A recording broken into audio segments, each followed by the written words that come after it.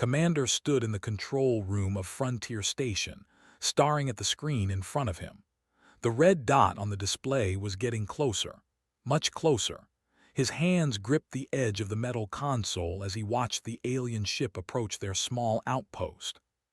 "How long until they reach us?" asked. Lieutenant Sara checked her instruments.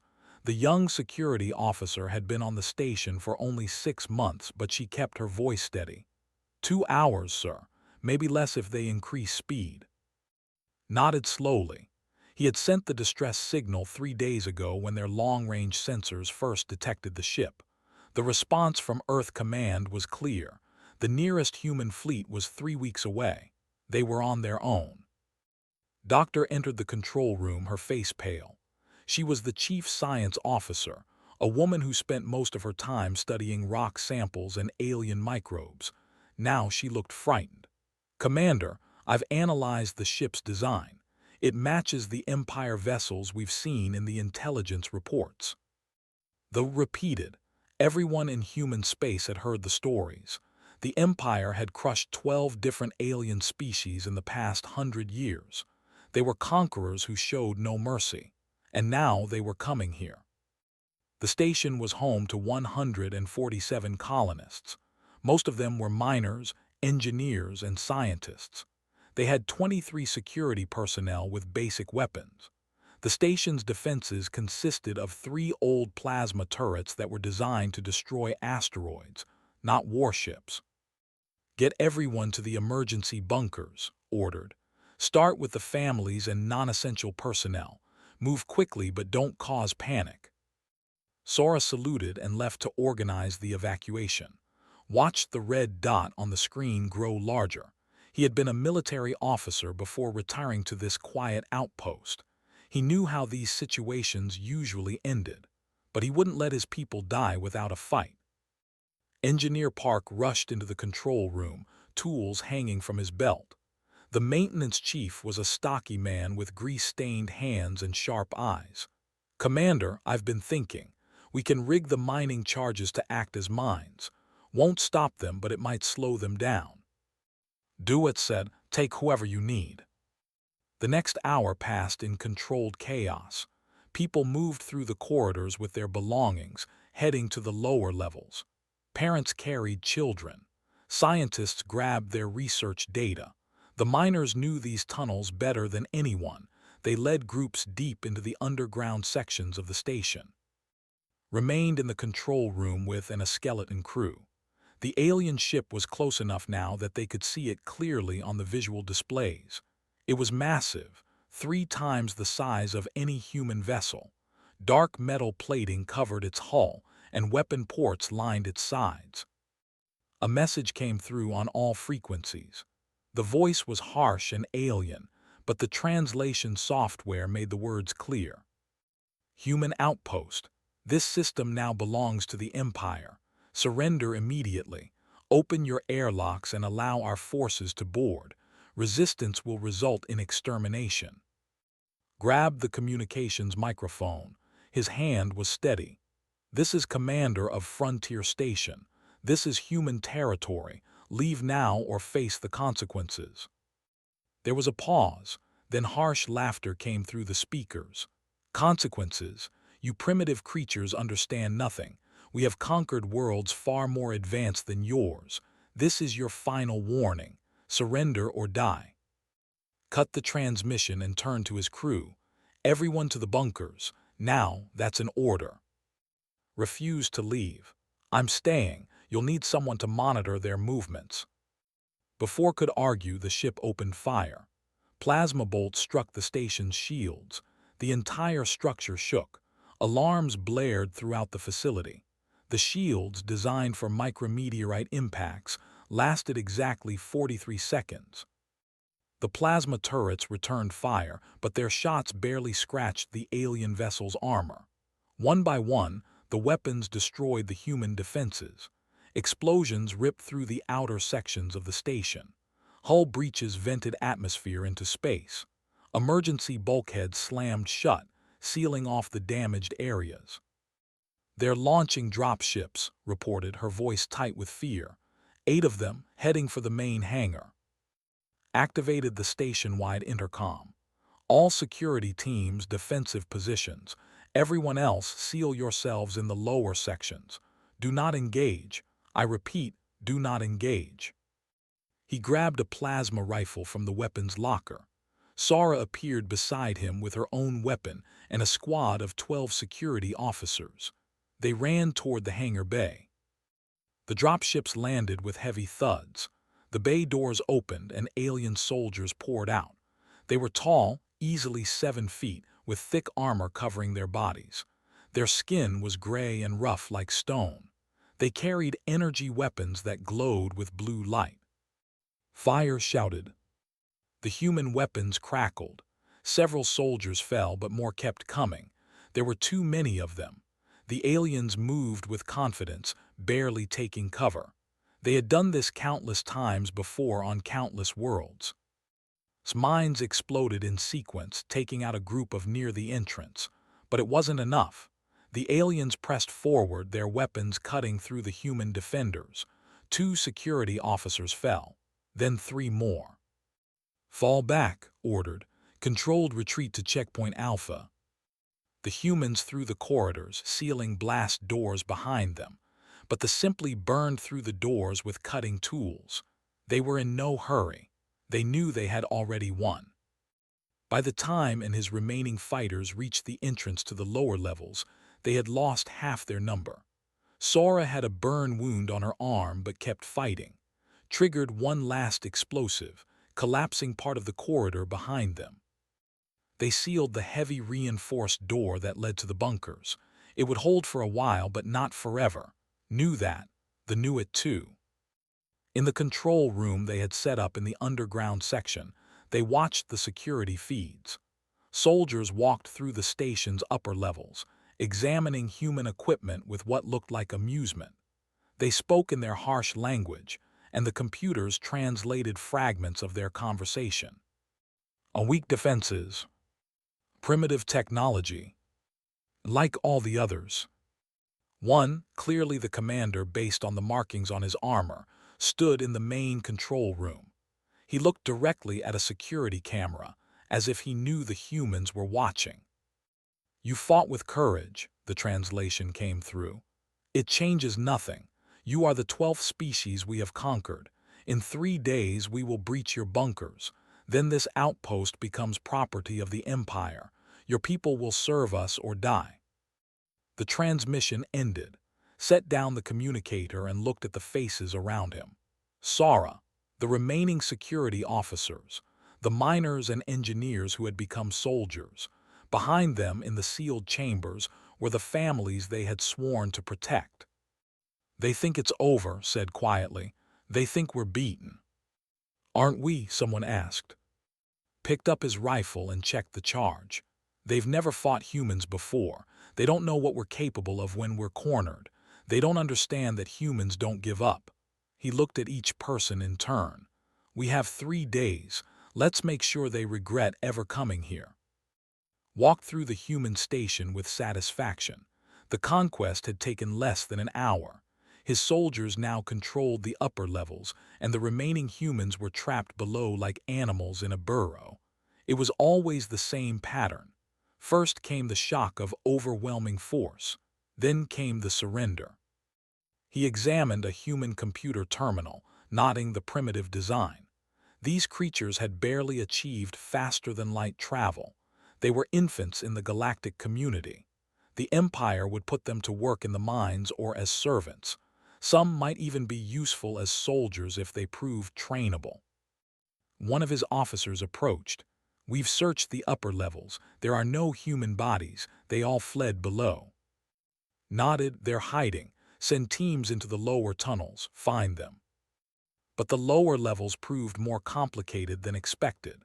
The humans had built their station deep into the asteroid, creating a maze of mining tunnels and storage chambers.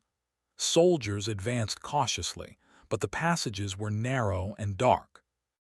The first patrol disappeared without a trace. Sent another squad to investigate. They found the bodies in a collapsed tunnel. The humans had somehow triggered an explosion, burying the soldiers under tons of rock. They're using mining explosives, the squad leader reported. The tunnels are trapped. In the human bunkers below, Minyu listened to the reports coming through the security system. The young miner had spent 5 years working these tunnels. He knew every passage, every weak point in the rock structure. Now that knowledge was a weapon. "That's 3 of their patrols we've stopped," he told Commander. "But they're learning. They're moving more carefully now." Studied the map of the lower levels. "Then we changed tactics. How are our wounded?" Medical Officer Song looked up from where she was treating a security officer's burns. 2 critical, 5 serious, a dozen minor injuries. I can keep them stable, but we need proper medical supplies. "They will have medical equipment on their ship," said. The former Marine had been living as a miner, trying to leave his military past behind. Now his training was needed again. "I know their ship designs. I can get in and out." "Too risky," he said. "Everything's risky now," replied. He checked his weapon, a plasma rifle he had taken from a fallen. "But I didn't survive 3 tours just to die in a hole in the ground." That night led a team of 5 through service tunnels that led to the hangar bay. They moved silently, avoiding patrols. The aliens were thorough but predictable. They followed standard search patterns, the same patterns they had used on 11 other worlds. But humans didn't follow patterns, they adapted. His team reached the hangar and slipped aboard one of the drop ships. Inside, they found medical supplies, food, and weapons. They also found something else: communications equipment. Doctor examined the alien technology with fascination. She had joined the supply raid despite subjections. "This is incredible. Their encryption is complex, but the hardware is actually quite simple. I think I can decode their transmissions." "Take what you need and let's go," urged. "We've been here too long." They made it back to the bunkers with supplies and information. Spent the next 12 hours working on the communications device. Finally, she cracked the encryption and heard the alien voices. "Reinforcements arriving in 2 days. High Command expects full subjugation by then. Prepare chemical weapons if they refuse to surrender." Chemical weapons. Felt cold rage building in his chest. The plan to gas the lower levels, killing everyone. Men, women, children. It didn't matter to them. "We have 48 hours, he told his command team. "After that, they'll flush us out or kill us all." "Then we hit them first," said. "We've been playing defense. Time to attack." Over the next day, the humans prepared, and his engineers converted mining equipment into weapons. Industrial cutting lasers became handheld guns. Construction mechs, designed for moving heavy equipment, were armed with welding torches and hydraulic claws. Minyu organized the miners into strike teams. They knew passages they hadn't found yet. They could appear anywhere, strike fast, and disappear. Set up a hidden field hospital in one of the deeper chambers. She trained volunteers in basic first aid. Everyone had a role. Everyone would fight. The attacks began at dawn, though day and night meant nothing in the asteroid. A patrol in Sector 7 was hit by a team using mining charges. Before reinforcements could arrive, the humans vanished into side tunnels. Another group attacked a supply depot, stealing ammunition and destroying equipment. A construction mech, piloted by a mining engineer, tore through a squad of alien soldiers before withdrawing into the darkness. Watched the reports with growing anger. No species had resisted like this after the initial defeat. The pattern was always the same: overwhelming force, quick surrender, integration into the empire. But these humans refused to follow the pattern. "They're using guerrilla tactics," his tactical officer reported. "Hit and run attacks. They use the terrain against us." "Then collapse the tunnels," ordered. "Bury them alive." But collapsing tunnels took time and effort, and while the work to seal passages, the humans found new routes. They attacked supply lines. They sabotaged equipment. They set traps that killed soldiers in cruel and creative ways. a week into the occupation, had lost 40 soldiers. Not a significant number by military standards, but disturbing nonetheless. These primitive creatures should have surrendered by now. Instead, they were becoming more organized, more effective. Doctor made another discovery while analyzing captured equipment. Their armor had a weakness. The power systems operated on a specific frequency. If that frequency was disrupted, the armor's shields would fail. She rigged the station's old communications array to emit a focused pulse on that frequency. When a patrol passed beneath the array, she activated it. The alien soldiers' armor sparked and died. Their shields vanished. His team was waiting in ambush and took them down with conventional weapons. They began to fear the lower levels. The tunnels that should have been a trap for the humans had become a killing ground for the aliens. They stopped sending small patrols. They moved in large groups, heavily armed. But that made them slow and predictable. Stood in the command center, watching the security feeds. The station's upper levels were still controlled by but the lower levels belonged to humanity, and the aliens were starting to realize they had made a mistake. Sent another message to the human survivors. You cannot win. Reinforcements are coming. Surrender now and your lives will be spared. Activated the response channel. You came to our home. You attacked our people. You thought we would break, but we're still here, and we're not done fighting. He cut the transmission and turned to his team. Sara with her wounded arm, with his improvised weapons, with her alien technology. Minu and dozens of others who had become warriors out of necessity. They're bringing more ships, said. In 24 hours, this station will be swarming with soldiers.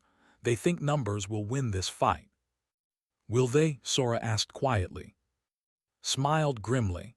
They still don't understand humans. Every species they've conquered gave up after losing the first battle, but we're different. We get stubborn when we're losing. We get creative. We get mean. He picked up his rifle. Let them bring reinforcements. We'll show them what happens when you back humans into a corner. The stealth frigate Indomitable drifted through space like a ghost. Its experimental cloaking technology bent light around its hull, making it invisible to sensors. On the bridge, Captain studied the tactical display showing Frontier Station and the massive alien cruiser that loomed over it. Ma'am, we're picking up scattered transmissions from the station, her communications officer reported.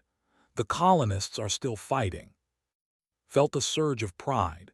The distress signal had said the station would fall in hours. That was 2 weeks ago. Somehow, those miners and scientists had held out against the Empire. Get me a secure channel to the station commander, and someone find me tech specialist Shin. Appeared on the bridge moments later, a thin man with quick fingers and quicker mind. He was the best hacker in the human fleet, which was why he had been assigned to this experimental vessel. Captain. The cruiser pointed at the display. Can you get into its systems? Studied the alien ship's energy signature.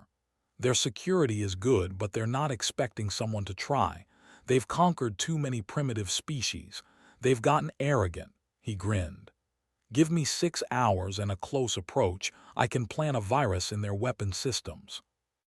You'll have 4 hours, said. After that, we need to make contact with the station. In the bunkers below Frontier Station, Commander was coordinating another strike when the message came through on a secure military frequency. Frontier Station, this is Captain of the Indomitable. We're here to even the odds. Felt hope for the first time in weeks. Captain, what's your situation? One stealth frigate with a crew of 45, including 20 Marines. We're the advanced scout for the main fleet, which is still 12 days out. What do you need? Everything, replied honestly. But mostly, we need to take out that cruiser before more ships arrive. Explained the plan. The Indomitable would make close passes on the cruiser, allowing to infiltrate their systems. Meanwhile, the station defenders would prepare for a coordinated uprising. When the virus activated, the cruiser's weapons would go offline for approximately 10 minutes. That would be their window. 10 minutes to defeat a ship that size, asked. 10 minutes to hurt it badly enough that it retreats, corrected. We're not trying to win the war today, just survive long enough for the fleet to arrive. The next few hours passed in tense preparation. Made 3 passes near the cruiser, each time uploading portions of his virus into their network. The aliens never detected the cloaked ship. In the station, briefed his combat teams. They had been fighting defensively for weeks, but now they would attack. We've learned their patterns. We know their weaknesses. When the signal comes, we hit them everywhere at once. Make them think there's 1,000 of us. Corporal Gion led the Marine squad from the Indomitable down to the station through a hidden maintenance shaft. She was young but had earned her rank through action, not politics. Meeting with and his fighters, she was impressed by what she saw. These weren't trained soldiers. They were miners, engineers, and scientists who had become warriors through necessity. "You've done good work," told them. "Now let's finish this." Minyu's group had captured an armory 3 days earlier. Now they distributed alien weapons to the human fighters. The energy rifles were designed for larger hands, but they could be modified. More importantly, they had enough firepower to hurt the badly. Doctor had been studying biology from samples taken from dead soldiers. She discovered something crucial. Their hearing was incredibly sensitive, evolved for a world with thin atmosphere. What sounded normal to humans was painfully loud too. She rigged the station's communications array to emit specific sound frequencies. "It won't kill them," she explained too, "but it will disorient them, maybe even cause pain. Give us an advantage." Prepared her field hospital for mass casualties. She knew this final push would be costly, but she also knew they had no choice. They had called for reinforcements. 5 more ships were on their way. If the humans didn't act now, they never would. The countdown began. Sat at his console aboard the Indomitable, watching data streams from the cruiser. The virus was in place, just waiting for activation. "Captain, we're ready." "All teams stand by," broadcast on all channels. "Execute in 30 seconds." On the station, looked at the people around him. Sara, her wounded arm still bandaged but her rifle steady, holding a plasma cutter modified into a weapon. Minyu and dozens of others. Behind them in the sealed chambers, the families they were fighting to protect. "This is it," said simply. "Let's remind these aliens why they should have left us alone." The timer hit 0, activated the virus. On the cruiser, weapon systems died. Shields flickered and failed. In the control room, shouted orders, but his crew scrambled in confusion. On the station, activated her sonic weapon. The high-frequency sound wave swept through the upper levels. Soldiers grabbed their heads in agony, their sensitive hearing overwhelmed. Then the humans attacked from everywhere at once. Steam burst from hidden passages, their captured weapons blazing. Marines hit the command post with military precision. Minyu's miners used the tunnels they knew so well to appear behind enemy lines. Modified construction mechs smashed through bulkheads, their industrial tools ripping through armor. The aliens had never seen anything like it. They were used to fighting with military equipment against military equipment. These humans used mining tools, cutting lasers, even industrial adhesives sprayed to blind and trap. In orbit, the Indomitable dropped its cloak and opened fire on the cruiser. The surprise was total. Before the alien ship could respond, human missiles tore into its exposed systems. The cruiser's engines sparked and died. Watched his carefully planned conquest collapse around him. His soldiers were retreating on the station, overwhelmed by the sudden ferocious attack. His ship was crippled in orbit, and he finally understood the terrible truth. Humans didn't fight like other species. They didn't surrender when beaten. They got angry. They got clever. They got dangerous. "Fall back to the drop ships," he ordered. "All units retreat." But had anticipated this. Explosive charges placed by his team detonated in the hangar bay, destroying half the drop ships. The aliens were trapped, cut off from their vessel. The fighting raged for 2 more hours. Soldiers, realizing they had no escape, fought with desperate fury. But the humans had been desperate for weeks. They knew how to fight when there was no way out. Finally, the last squad surrendered. Among them was himself, his armor damaged and his pride shattered. His team had cornered him in a control room, and the alien commander had no choice but to lay down his weapons. In orbit, the cruiser drifted powerless. Its crew had abandoned ship in escape pods, fleeing into deep space. The Indomitable had won without destroying the larger vessel, an impressive feat of tactical combat. Captain landed on the station personally to meet with Commander. They stood in the damaged hangar bay, surrounded by debris and the aftermath of battle. Human and bodies lay where they had fallen. 39 dead, reported quietly. Another 60 wounded, but we held. You did more than hold, replied, looking at the captured being secured by Marines. You've just done something no species has managed in a century. You beat the Empire in open combat. Looked at the alien soldiers, their gray faces showing confusion and something that might have been fear.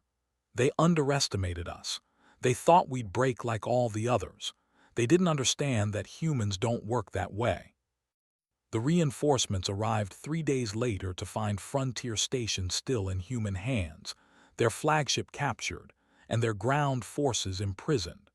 They retreated without engaging, unwilling to face whatever had destroyed an entire assault force. As news of the battle spread through the Empire, a single message went with it. Humanity was different. They were dangerous. They were not to be underestimated. Admiral Han stood on the bridge of the battle cruiser Defiant, watching the blue glow of faster-than-light travel surround her ship. Behind her, the human defense fleet maintained perfect formation. 3 battle cruisers, 12 destroyers, and 20 support vessels. The largest human military force ever assembled.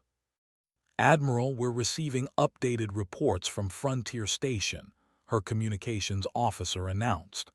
They're still holding. Captain's forces have secured the station and captured the ground commander. Felt relief wash over her. When the distress call first came, she had expected to arrive and find nothing but bodies.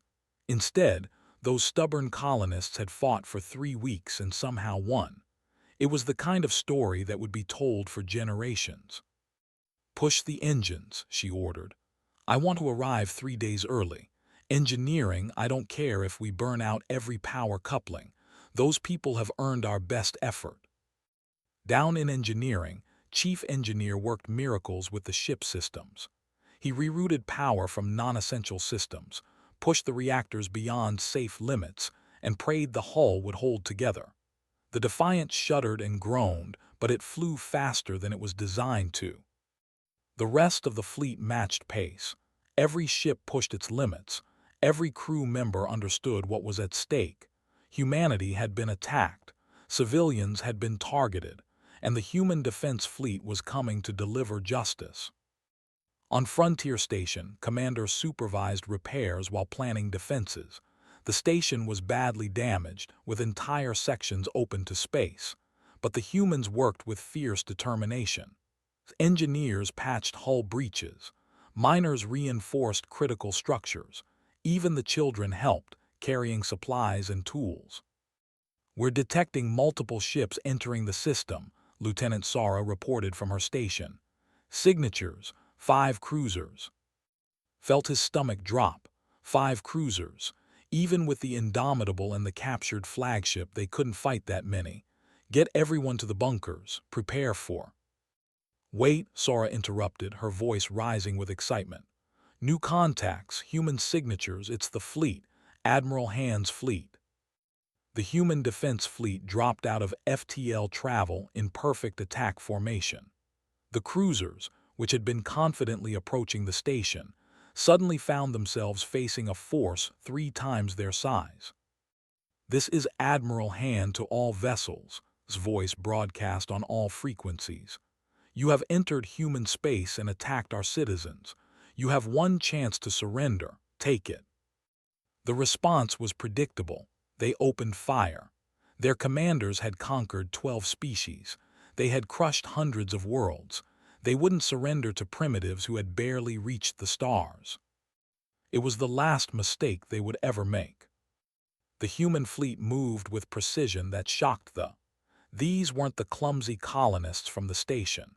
These were trained military crews on modern warships, and they were angry. Colonel led the Marine Corps assault from the destroyer Vengeance. Her orders were clear: board enemy vessels, capture them if possible, destroy them if necessary. She stood in the drop bay, checking her armor one last time as her Marines prepared for launch. "Listen up," she told her troops. "These aliens attack civilians, families, children. They thought we'd be easy prey. Let's show them what human Marines can do." The drop ships launched into the chaos of battle.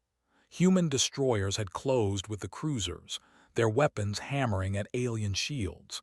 When gaps appeared in the enemy defenses, Marines exploited them ruthlessly. On the Defiant, Admiral watched the tactical display with satisfaction. They fought well, she had to admit. Their ships were powerful and their crews were experienced, but they were used to fighting species that gave up after the first defeat. They had never faced an enemy that became more dangerous when threatened. "Admiral, the lead cruiser is attempting to ram us," her tactical officer warned. "Let them try," replied calmly. "All power to forward shields. Helm, maintain course. Weapons, target their engines the moment they're in range." The cruiser charged forward, its commander betting everything on one desperate strike. But as it closed, human weapons tore into its engine section. The alien ship's momentum carried it forward, but it was already dying. It drifted past the Defiant, leaking atmosphere and debris. Aboard the Vengeance, tech specialist worked his magic again. He had uploaded his virus to the Marine combat suits, allowing them to interface with systems. When his team breached the hull of an enemy cruiser, they could hack doors, disable security systems, and cause chaos throughout the ship. They had never experienced boarding actions like this. Human Marines moved through their ships like ghosts, appearing where they were least expected. They used zero-gravity combat techniques the aliens had never seen. They exploited every weakness in ship design.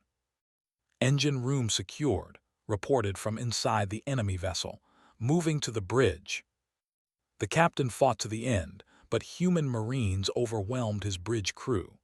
Within an hour, the cruiser was captured, planted the human flag in the ship's control room, and moved to the next target. On Frontier Station, the colonists watched the battle through sensors and telescopes. They cheered as each ship fell. These were their defenders, their fleet, coming to save them. It was beautiful and terrible at the same time. Doctor studied the battle tactics with scientific fascination. They're not just fighting to win. They're fighting to make a statement. Every move is designed to demonstrate human superiority. She was right. Admiral had specific orders from Earth Command. Make them understand that attacking humanity was a fatal mistake. Don't just defeat them. Humiliate them. Show the galaxy that humans couldn't be pushed around. The battle raged for 6 hours. 2 cruisers were captured. 2 more were destroyed when they refused to surrender. The 5th tried to flee, but human destroyers ran it down. Its captain finally surrendered when Marine dropships surrounded his damaged vessel. When the shooting stopped, the human fleet controlled the entire system. Captured crews were processed and secured. Damaged ships were salvaged for their technology, and the human defense fleet turned its attention to protecting Frontier Station. Admiral came down to the station personally, bringing medical supplies, repair equipment, and reinforcements. She walked through the damaged corridors, seeing firsthand what the colonists had endured. Commander met her in what was left of the main hangar. He saluted, though his uniform was torn and stained with blood and soot. "Admiral Han, thank you for coming." Returned the salute with deep respect. "Commander, I've read the reports, but they don't do justice to what you accomplished here. You held off the Empire with miners and engineers. That's going to be taught at the military academy for the next 100 years. She looked around at the colonists who had gathered. Minyu with his mining crew, still in her medical scrubs, and his fighters. Sara with her security teams, covered in grease and repair foam. They looked exhausted, wounded, but unbroken. The thought you'd surrender after the first attack continued. That's what every other species did, but you're human, you don't surrender, you fight back. Civilian Council Leader O stepped forward. She had organized the evacuation and kept the families calm during weeks of siege. Admiral, what happens now? Will more come? Probably, admitted. The Empire doesn't like losing, but here's what they don't understand yet. We're ready for them. Every human colony is fortifying. Every ship in our fleet is preparing. The started this war, we're going to finish it. She turned to, I'm promoting you to Admiral and putting you in charge of frontier defenses. You know how to fight these aliens better than anyone. Train others. Prepare them. Make sure what happened here never happens again. Over the next month, Frontier Station transformed. Military engineers rebuilt it stronger than before. Weapons platforms were installed in orbit. A permanent fleet detachment was assigned to protect the system. The mining outpost became a fortress. Minyu and other colonists who had fought formed the Frontier Guard, a new organization dedicated to training civilians for defense. They traveled to other outposts, teaching people how to fight, how to survive, how to resist. Their message was simple: humans don't give up. When threatened, we become dangerous. When attacked, we strike back harder. They learned this lesson. Now the rest of the galaxy would learn it too. As Admiral prepared to leave with her fleet, she stood one last time with Admiral, looking out at the stars. They'll come again, she said, probably with everything they have. Nodded, let them come, we'll be ready. And this time we're not just defending, we're teaching the Empire what happens when you underestimate humanity. The prisoner transport bay on Frontier Station was cold and quiet. Sat in a containment cell, his gray skin looking pale under the harsh human lighting. He had commanded invasions on 8 worlds. He had never known defeat until now. The door opened and Commander entered, followed by Admiral Han. They stood outside the energy barrier that kept the contained. For a long moment, nobody spoke. Why? Finally asked. His translator made his voice sound harsh and bitter. Why did you not surrender? Every species surrenders. It is the logical choice when facing superior force. Pulled up a chair and sat down, his eyes never leaving the alien commander. You think you had superior force. You attacked one small station with one ship. You thought that was enough. It was enough for the said. And the 12 species have fallen to the Empire using the same tactics. Why are humans different? Admiral stepped forward. Because those other species gave up after losing the first battle. They saw your overwhelming force and decided resistance was pointless. But humans have a different history. She activated a holographic display showing images from Earth's past. Ancient battles, modern wars, desperate last stands. This is Thermopylae, where 300 soldiers held a mountain pass against an army of thousands. This is the Alamo, where a handful of defenders fought to the death. This is Stalingrad, where humans fought house to house, room by room, for months against an enemy that should have crushed them. Watch the images with growing confusion. But they lost. Many of these battles ended in defeat. You're missing the point, said. Yes, they lost those battles, but they inspired their people to keep fighting, to never give up. That's what humans do. We don't see defeat as the end. We see it as a reason to try harder. Doctor entered the cell area carrying a data tablet. She had been analyzing everything they had learned about the Empire. I've studied your conquest records. Every species you defeated followed the same pattern. You hit them hard, destroyed their military, and they surrendered within days. Your entire strategy depends on that psychological shock. She showed her analysis to the You've never faced a species that doesn't break under pressure. You've never fought an enemy that adapts, learns, and gets stronger after losing. That's your weakness. You're not prepared for opponents who refuse to quit. The Empire will send more ships, said, but his voice lacked conviction. Greater forces. You cannot stand against. Stop, Admiral interrupted. You still don't understand. We captured your ship. We took your soldiers prisoner. We beat you with miners and engineers, and now our entire species is preparing for war. Do you really think your empire can defeat us? Was silent. The terrible truth was settling into his mind. The empire had never faced real resistance before. They had conquered weak species, desperate species, species that valued survival over pride. But humans were different. Humans got angry when threatened. They got creative. They got dangerous. What will you do with me? They asked quietly. We're sending you home, said, with a message for your empire.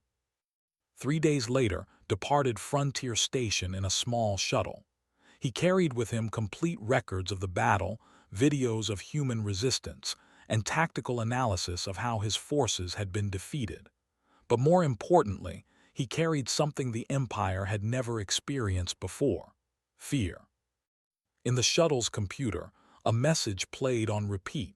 It was Admiral Hand speaking directly to the High Command. To the rulers of the Empire, you made 2 mistakes when you attacked Frontier Station. Your first mistake was thinking humans would surrender like the other species you've conquered. Your second mistake was assuming we couldn't fight back. Both assumptions were wrong. Humanity is not like the species you've defeated before. We don't give up when we lose. We learn. We adapt. We come back stronger. You've spent a century conquering species that broke under pressure. Now you've found one that doesn't break. We know where your worlds are. We know your ship designs. We understand your tactics, and we're preparing. Every human colony is arming itself. Every ship in our fleet is ready for war. You started this conflict. We will end it. Tell your empire this. Leave human space. Leave us alone. Because if you come back, if you attack us again, you won't face frightened colonists with mining tools. You'll face the full military might of humanity, and we don't forgive threats to our families. The message ended. Watched it again and again during his long journey home. Each time, he understood more clearly the magnitude of his empire's mistake. When the shuttle reached space 2 weeks later, it was intercepted by a patrol cruiser. Was brought before the High Command, the Council of 6 who ruled the Empire. They watched the message from Admiral Han. They reviewed the battle records. They saw how human miners had held off trained soldiers, how human ships had defeated a force twice their size, how an entire conquest had been reversed by a species that refused to surrender. This is unprecedented, First Hand said, his ancient voice heavy with concern. In all our conquests, no species has resisted like this after initial defeat. They are few in number, another argued. We could overwhelm them with sufficient force. At what cost? Hand demanded. We lost 5 cruisers and 300 soldiers taking one station. They held for 3 weeks with no military support. Now they have fleets, weapons, and time to prepare. How many ships would we lose taking their home world? How many soldiers would die in their cities? The room fell silent. The Empire had built its power on quick, decisive victories. They conquered species that surrendered after seeing overwhelming force. But humans didn't work that way. Fighting them would mean real war, costly war, the kind of grinding conflict the Empire hadn't faced in centuries. Recommend we avoid human space, said quietly. Mark their territory as dangerous. They are not worth the cost. It took 3 more months for the decision to reach all levels of command, but eventually, the Empire issued new orders. Avoid contact with humans. Their space was to be considered hostile territory. Word of this decision spread through the galactic community quickly. The species that had been conquered by the watched with amazement as the mighty empire backed down from a confrontation with the newcomer humans. Some began to wonder if they had surrendered too quickly. Others simply marked human space on their maps and noted, "These ones fight back." 6 months after the Battle of Frontier Station, the outpost was completely rebuilt. It was no longer a simple mining colony. Now it was a fortress, the most heavily defended position in human space. Weapon platforms surrounded it. 2 full destroyer squadrons were permanently stationed there, and it served as the headquarters for the Frontier Guard. Admiral stood in the rebuilt command center, looking at the tactical displays showing all of human space. Every colony was now prepared. Every outpost had defenses. The lessons learned at Frontier Station had spread throughout humanity. Lieutenant Sara, promoted to captain, managed the defense grid. Engineer, now chief of station engineering, oversaw constant improvements to the defenses. Doctor led research into alien technology, ensuring humans stayed ahead of potential threats. Minu and traveled from colony to colony with the Frontier Guard, training people in survival and resistance. They told the story of how civilian miners had held off the Empire. They taught the tactics that had worked. They spread the message, humans don't surrender. On Earth, Admiral Han stood before the United Human Assembly, giving her report on the situation. The large chamber was packed with representatives from every human world. "The Empire has withdrawn from our space," she announced. "They've marked us as too dangerous to engage, but we cannot relax. We've learned that the galaxy is more dangerous than we thought. There are predators out there, species that view newcomers as prey." She paused, looking at the assembled representatives. "The thought we were weak because we're newly spacefaring. They thought we'd break like the other species they've conquered. They were wrong, but there will be others. Other empires, other threats, other species that underestimate us." "So what do?" asked a representative from the Mars colony. Smiled. "We do what humans have always done. We prepare, we build, we train. We make sure that anyone who attacks us learns the same lesson the learned humanity doesn't break. We adapt, we fight back, and we win." The assembly chamber erupted in applause. Across human space, people watched the broadcast and felt pride in what their species had accomplished.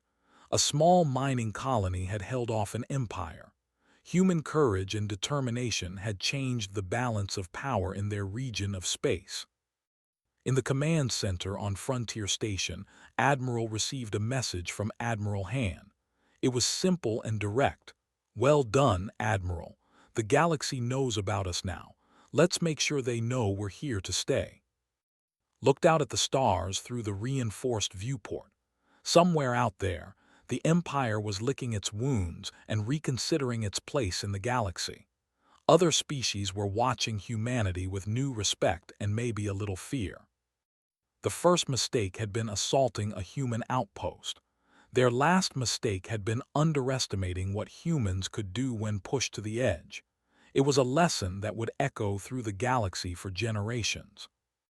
And if any other species was thinking about testing humanity, they would remember what happened at Frontier Station. They would remember that humans don't surrender. They fight back. They win. And they never, ever forget. A single message now broadcast from Frontier Station on all frequencies in all languages for anyone in the galaxy to hear. "This is human space. We came in peace. We hoped for friendship. But if you bring war to our homes, you will learn what we're truly capable of. We are humanity. We are Earth's children, and we will not be conquered."